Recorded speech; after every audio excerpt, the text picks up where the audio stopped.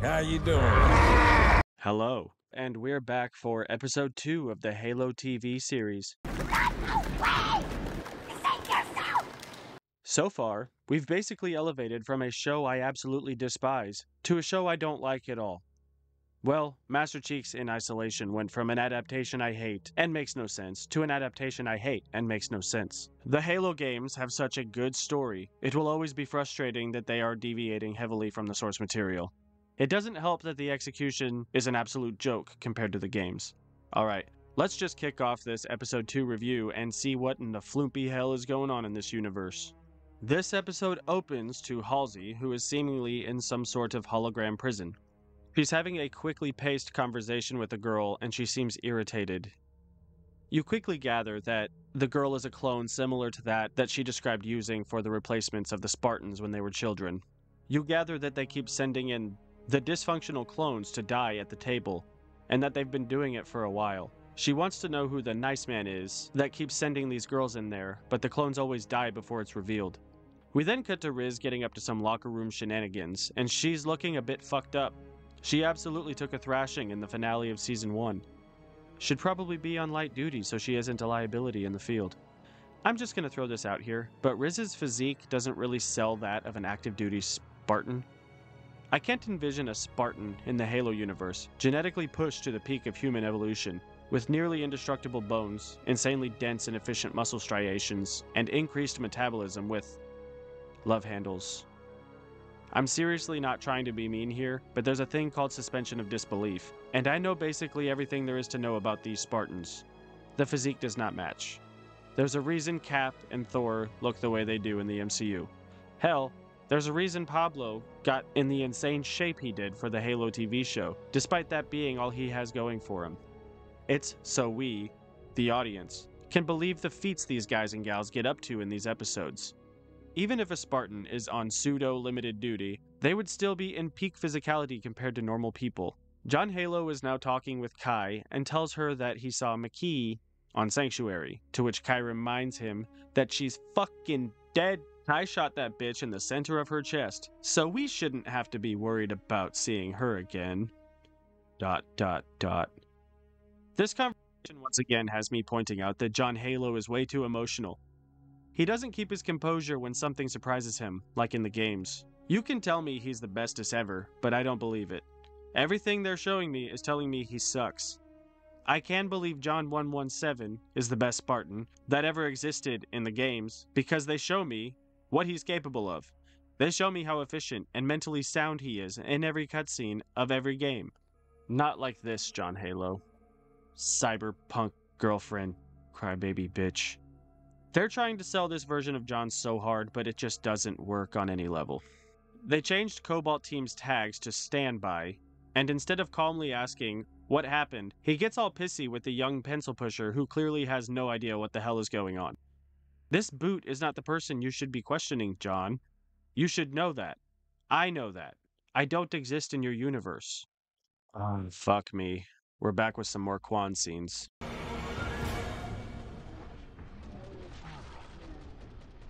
This character is so pointless. Why the hell are they acknowledging her existence? I was really hoping she died on Madrigal when the planet got fucking glassed. That would have been a perfect way to just get rid of her off screen. I do find it infinitely hilarious that they destroyed the entire Rebellion plotline in the blink of an eye. All those cringe people we had to put up with in the Season 1B plot just got glassed to fucking hell. At least the Rise of Skywalker had the common decency to write Rose Tico out of the story completely. And that movie is like one of the worst movies that's ever been made. So where does that leave this show? Well, like I said, better than Season 1, but still fucking ass. Quan is being chased by some meanies, and I don't understand how this frumpy 20-year-old is outrunning this dude who's like a parkour mustachio. For those who haven't watched the episode, I describe him that way because he's pretty agile, and he's rocking a mighty Tosh. The scene gets quiet and tense, and then all of a sudden, Parkour Mustachio is floating in space, armless, because Quan did some off-screen stuff. I genuinely don't know what she did to that guy, because he was like twice her size and way more athletic. But fuck it, girl boss, she won. She has a weird tracker in her ear, and she yanks that shit out so she can dispatch the second guy by stabbing him in the head with it. I don't understand how she stabbed that guy through the skull with that little earring thing. Like it goes right through the forehead. What the hell? We're now back with Riz trying to work out with a blind former Spartan who's training her. She gets frustrated at her pain and the guy tells her to sit down. We're now spending time with Riz and this guy, having a conversation about how she could leave all the Spartan stuff behind her. Like how, in the real world, you sign a contract with the government, a lot of training, amongst other things like food, roof, and a paycheck, in exchange for a certain amount of time. They invest a lot of money into you, so that contract isn't easily broken. And as far as I know, we don't have any super soldiers here. These Spartans are expensive as fuck, and aren't a one-year time investment. They're taken at 6, augmented, and trained for years upon years to make them the most efficient soldiers ever. It's not the type of thing you can just walk away from, especially when humanity is in a war for survival against a vastly superior alien faction. At this point in the episode, I was starting to worry about the plot and time allocation. If they cover the entirety of the Fall of Reach in the finale or the last 2 episodes, I'm going to be very pissed. There is so much that they can do and explore during the Fall of Reach that you could easily fill an entire season of television. We're dealing with the fall of an entire planet that takes place over the course of a month. You could stretch the Fall of Reach out multiple seasons if you wanted to, generate some extremely well-written characters and really characterize our enemies, but fuck it, I guess. We need John Halo crying at an AI brothel. Just go play the games. Fuck this show. We're back for another scene with Ackerson, thank God, and John Halo. He just asked John, who is upset that Silver Team isn't cleared for combat, to put himself in Ackerson's position. Given your recent behavior, would you trust you? An apt question, James, because fuck no, I wouldn't either. He tells John Halo that he's just a guy in a suit. If this was the video games, I'd be pretty pissed about that. But since this is the show, I think that's actually pretty fitting. He's an overly emotional loose cannon. I actually agree with that observation, Ackerson. Best character in the show. We are now back with Soren's wife, who is pissed at Soren's crew and calling them out on their bullshit. They don't look eager to get back to Soren, and she says he would never have left them behind. And back to another Quan scene. She just told a little boy his dad isn't coming back. Way to handle that delicate situation very tactfully, Quan. What a bitch. Okay, now we're back on Reach, and our amazing Silver Team are doing some training exercises where they're essentially bouldering and shooting each other. The CGI is wonky as hell, and the training doesn't really make any sense. Like, they're actually shooting at each other. I think I would have done a far different training sequence with the Spartans to sell their tactical prowess. Kai wants Chief to take it easy on Riz. So, Kai, if she's able to deploy with you, she needs to be able to have your back, as well as keep herself alive. Either take the armor off and take a break, or she needs to be at full capacity. Kai, you really need to stop and think about what the real issue is. If she's not going to take time off on limited duty, she needs to be performing to the maximum, as if she's fighting the Covenant. I'll give it to you. Chief should call her out on her bullshit and ground her ass. But in that universe, I speculate, that means that she would be off the team and they would have to get a replacement. I'm not sure. All I'm saying is, she should not be cleared for combat given how she's performing. Kai shouldn't be telling John Halo to take it easy on her. He should be telling her to report to medical. They can't use her right now, in the state she is in. Easy drama right there, that you can generate for your show, but nah. Let's go with the dumb-tard drama. Side note about this scene, I hated it in Season 1 and I hate it now. I hate the use of in-helmet cameras in this show. I promise you we do not need them. It would be a lot better without them. John has yet another emotional outburst, saying he's going to prove what he saw on that planet was real. Why are we doing this? We're spending so much time with Chief trying to prove that what he saw was real instead of just having it be real and moving forward with the story. Come to think of it, this shouldn't be a plot element at all. Ackerson should totally believe John that the elites saw him and decided not to kill him because he's still a blessed one. They haven't told us that that's not a thing in a show, and they revealed that the Keystone is still a thing. So the Covenant absolutely would not want to kill John. Why is John fighting the Covenant in this universe anyways? If you want to know more about that point, go check out this video, where I talk more in depth about why John should be wearing his fucking helmet, and why he shouldn't even be fighting the Covenant at all. But back to the entire plot of these 2 episodes. John is desperately trying to prove something that Ackerson should absolutely believe happened. And now Kai is bitching about how long they've been training. You guys are Spartans that are not currently fighting, and you're training. What the fuck else are you going to be doing, Kai? I'll give it to her. Chief should ground Riz. This whole scene can basically be summed up as Kai being annoying and John Halo being a fucking idiot. But what's new? John Halo is back in regular clothes going for a stroll around town. And while that's happening, we're back in Ackerson's office and he's talking to Kai. Ackerson just said he's worried about John. Not Master Chief, but John the man. They're the same fucking person. Watch. Uh-oh. I'm someone else. Are you fooled? I'm not Commissioner Gordon. He's gone. Who are you? I'm getting so tired of them acting like he has split personality disorder. Well, I guess he kind of does in this show because he literally acts like 2 different people. But where did they get that idea from?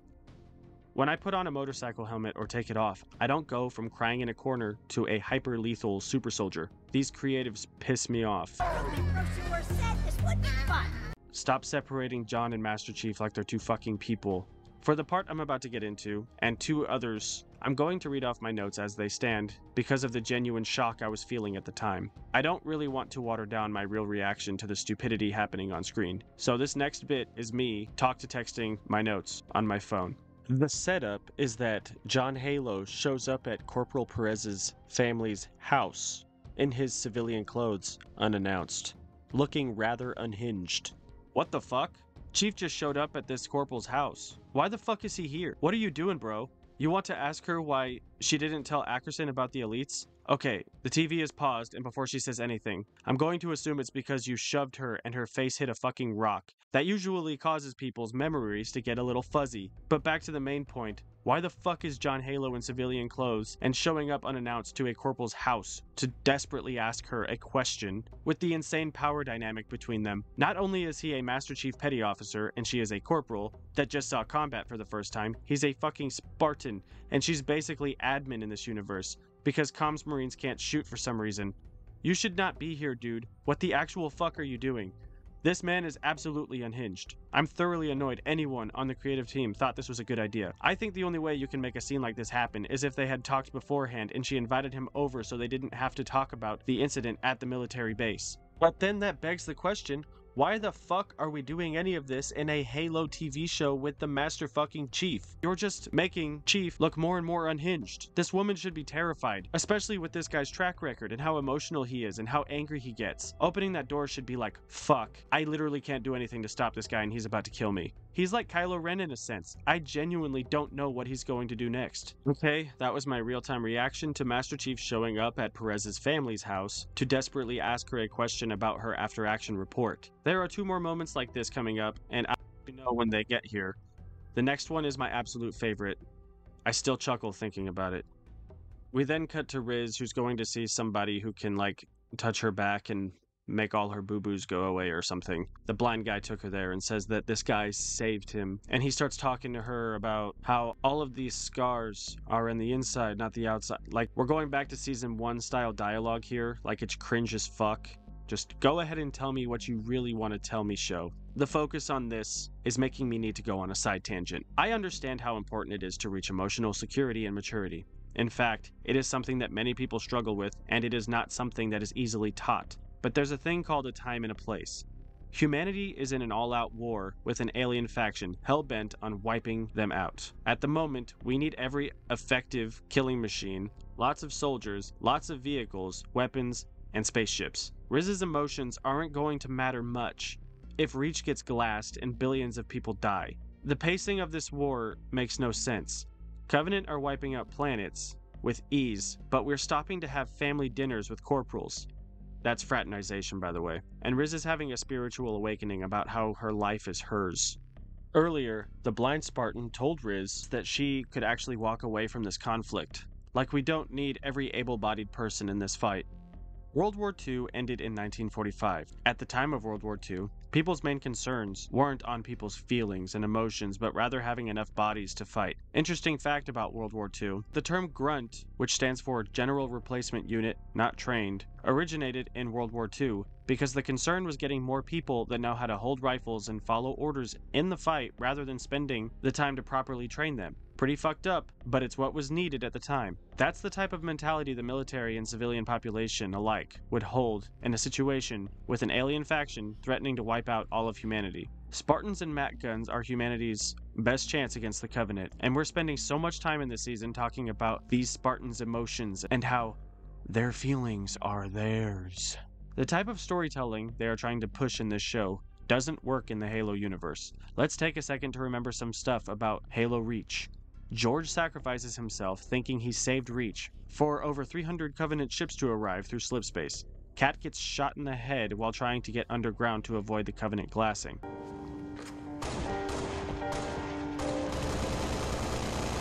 Carter sacrifices himself by crashing his Pelican into a Scarab so Emile and Noble Six can finish the mission. Emile gets stabbed in the back by an elite, and Noble Six immediately makes the decision to man the gun and stay on Reach, making a valiant last stand against the Covenant. The reason I'm bringing this up is because that is how you would expect lifelong warriors to act during a war. No dumbass emotional inhibitors, just life experiences that formed them into the people they are now. They understand what is expected of them, and they respond to adversity courageously and tenaciously. This show's entire outlook on the Halo conflict is fucking lame and soy.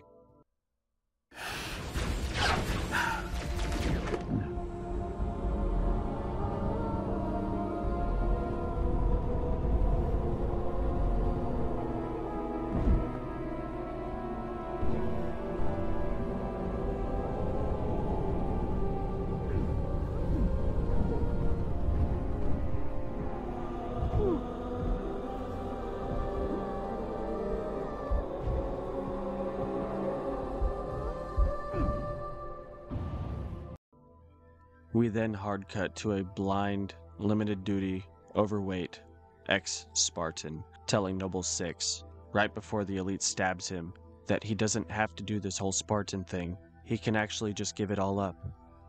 I really do hate this show. Why get the rights to make a Halo adaptation if you want to make a TV show filled with a bunch of soy bullshit? Why do all of these selfish, narcissistic creatives in the modern day have to take all of these IPs that we love and just royally fuck them up? Alright, let's get back to talking about this episode. John Halo is totally fraternizing, by the way, which is really weird since he's not just a higher rank, but a genetically enhanced super soldier. This guy is supposed to be playing Master Chief, and we're eating dinner at a corporal's house. Screw this dude, I'm going back to play the games. No, I'm kidding. I'm in this for the long haul, but I'm not happy. Perez's brothers are making jokes about how she and Master Chief, she and John Halo, are hooking up, and how she's never brought a boyfriend over before. The romantic relationship talk is a bit ridiculous and over the top, especially given the fact that her entire squad got wiped out and she came back all banged and bruised. In a well-written show, one could infer that the civilians are so disconnected from what's actually going on in the war that this type of behavior, underselling what's actually happening out there, might actually work. But this isn't a well-written show, and this corporal's entire squad died very recently. She just barely made it out of there, so I just feel like there should be more respect from her brothers. She could simply say that this man, points at John Halo, is the reason I'm alive right now. If he hadn't shown up when he did and killed like 20 stealth elites, she would have been fucking skewered like the rest of them. It would have really changed the tone to more serious, and get her brothers to shut the fuck up. The dialogue about them hooking up was just so inappropriate, given the state she's in, and the power dynamic. We're back with Halsey, and the nice man was Ackerson. They talk for a bit, and he walks out of the hologram jail. And goddammit, the Keystone is still a thing. He then walks into a room where Cortana is locked in an AI box, and Cortana's changed. I think it's still Jen Taylor, but she's been redesigned. This show has so many problems I can't stop and think if that bothers me or not. He didn't say what exactly, but he's having Cortana run simulations on something. He can provide her data without external sources, and she said there's a 97% probability that something happens. The part they didn't say was that Reach will fall, and no matter what action is taken, nothing will change the outcome. It's obvious what they're talking about, but I do appreciate that they don't spell it out for the audience. There's another positive for dialogue. Get Joseph Morgan talking more. Less John Halo, more Ackerson. We'll come back to this and how it ties into the plot later, because I have some things to say about their plot and decision making. We're back with Silver Team and a Pelican going to find Cobalt Team. Cyberpunk John Halo has his armor on with no helmet. Kai is concerned that they're doing anything without being approved, but whatever. John says that the Covenant is already on Reach. We then hard cut to a couple squads of Marines in a big dark hallway, and this is yet another part of the show I have to just read you my notes as it was happening real time. Mind you, this is the best one because of how stupidly hilarious it is. The setup is, they're concerned about something in the dark ahead of them, and the leader decides to send one squad forward to check it out, completely eliminating any chance they have to provide cover for fear of friendly fire, especially because of low visibility. Now, I find fake laughing for YouTube videos pretty cringe, so this won't be one-to-one with my actual reaction. Why the fuck did they just send those Marines to their deaths? Okay, what the fucking shit. They're all dead because the leader is a fucking retard. He sends first squad, they die in the dark. Sends second squad, get a cool shot where the Sword Elite strikes them all down. It was literally all for the shot, wasn't it? Why stay in the light where you can see? Why use flashlights? Why stay together when the shitty-ass squad leader can send them all to their deaths and then die alone? Dude, he literally just got 8 people killed for no reason. This was a weird fucking scene. Okay, that really pissed me off. That was fucking stupid. So yeah, that entire scene was just plain stupid. We now move immediately into this episode's big reveal. Aw, man, what the fuck? Makee is alive? And why do they still have the alien speaking a different language? It's okay to do what they did in Halo 2, where they speak English for us, because they're the only ones there. Fuck me, how is Makee alive? She got shot in the center of her chest by the hand cannon that the Halo pistol is, and laid there, lifeless, for a pretty long shot. I don't know how they're going to justify this, or why they would even do it, but that's where we're at. Again, it's so thematically relevant that we end the episode with the opposite of a cliffhanger. So we end episode 1 with Kwan Ha reveal, and we end episode 2 with a Makee reveal. She should be fucking dead. Why is she alive? I thought they were going to be ignoring some stuff from the first season, but they brought back Makee and Kwan, and John is still super emotional and takes his helmet off every other scene. I thought they were listening to fan feedback. Well, I certainly didn't vote for this. This would be fun. By the way, Makee originally was a Sangheili ship mistress, but fuck having an alien POV character when we can just shoehorn in an invincible human being. Fuck the Arbiter, who is absolutely a fan favorite to this day. So that was episode 2.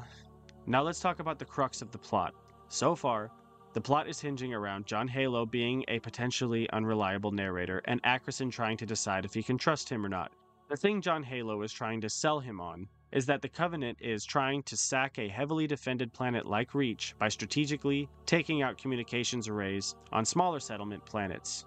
Here's why this is dumb. Given the Covenant's superiority and capabilities, their ability to sack a planet beyond blindly glassing it should be absolutely expected. This shouldn't be a shock. They are smart. They are brutal. They are efficient. Regardless if they're practicing or not, Oni and the military should be preparing for all of their defenses for a strategic assault. But we're going to waste multiple episodes on this dumbass plot element to generate superficial drama for our shitty characters. This creative team fucking sucks. I gotta say, getting my daughter into Halo couldn't have come at a better time. I just played Exodus and New Alexandria from Halo Reach with her before recording this portion of my video, and it is such a palate cleanser. I doubt anyone watching this video hasn't played the games, but if you haven't, I urge you to play them. They're really awesome. Alright, I think that's all I want to say about this garbage TV show. Thank you for watching, and I'll catch you guys and gals at the episode 3 breakdown. Nice knowing you, jackass!